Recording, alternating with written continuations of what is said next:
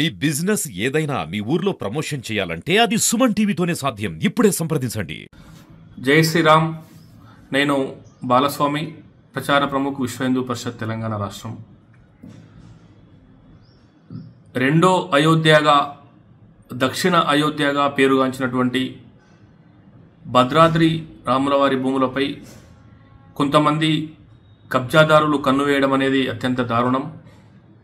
ఇది అనాదిగా కొనసాగుతూ వస్తున్నది.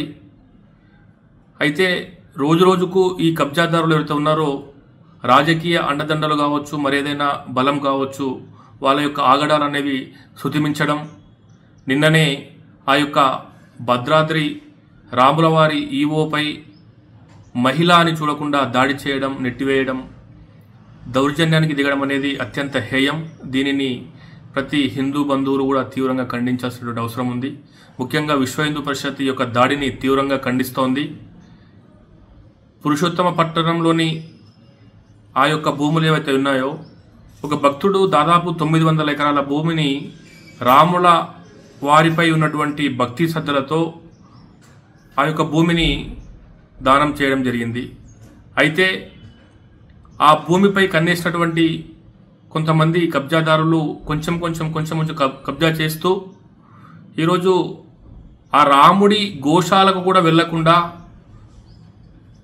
ఆలనా పాలన చూడకుండా మొత్తానికి కంచె వేసి ఎక్కడికక్కడ భయభ్రాంతులు సృష్టించి దాడులు చేయడం అనేది, భూములను కబ్జా చేయడం అనేది అత్యంత హేయం.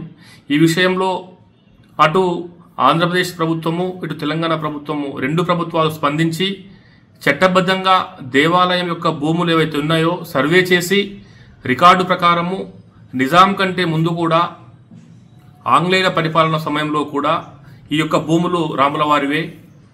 అయితే రాను రాను రాజకీయ ప్రోద్బలంతో కొంతమంది కబ్జాదారులు చొరబడి స్థిర నివాసం ఏర్పరచుకోవడం జరిగింది. అయితే వాటన్నింటినీ కూడా కూల్చివేసి మొత్తం కాంపౌండ్ నిర్మాణం చేసి, ఫెన్సింగ్ చేసి రాములవారి భూములను భద్రంగా కాపాడాల్సిన అవసరం ఈ రెండు తెలుగు రాష్ట్రాలపై ఉన్నదని చెప్పేసి విశ్వ హిందూ పరిషత్ డిమాండ్ చేస్తూ ఉన్నది. అయితే దురదృష్టవశాత్తు రాష్ట్రము విడిపోయిన తర్వాత, తెలంగాణ ఆంధ్రప్రదేశ్ ఏర్పడిన తర్వాత భూములు మొత్తం కూడా ఆంధ్రప్రదేశ్కు వెళ్ళడము, రామాలయం మందిరం మాత్రం తెలంగాణలో మిగలడము, దీంతో చట్టబద్ధంగా పోలీసు యంత్రాంగము అటువైపు, రెవెన్యూ యంత్రాంగం అటువైపు ఉండడం వల్ల దీనిని కొద్దిగా ఇరకాటంలో చేసేటువంటి ప్రయత్నం జరుగుతూ ఉంది.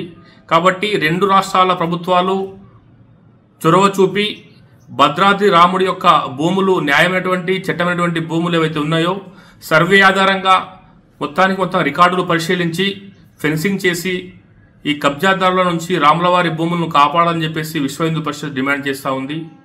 ఎట్టి పరిస్థితులలో ఎటువంటి రాజకీయ ఒత్తిళ్లు ఉన్నప్పటికీ అంగుళం భూమిని కూడా, భద్రాద్రి రాముడి యొక్క అంగుళం భూమిని కూడా వదులుకోవడానికి హిందూ సమాజం సిద్ధంగా లేదు.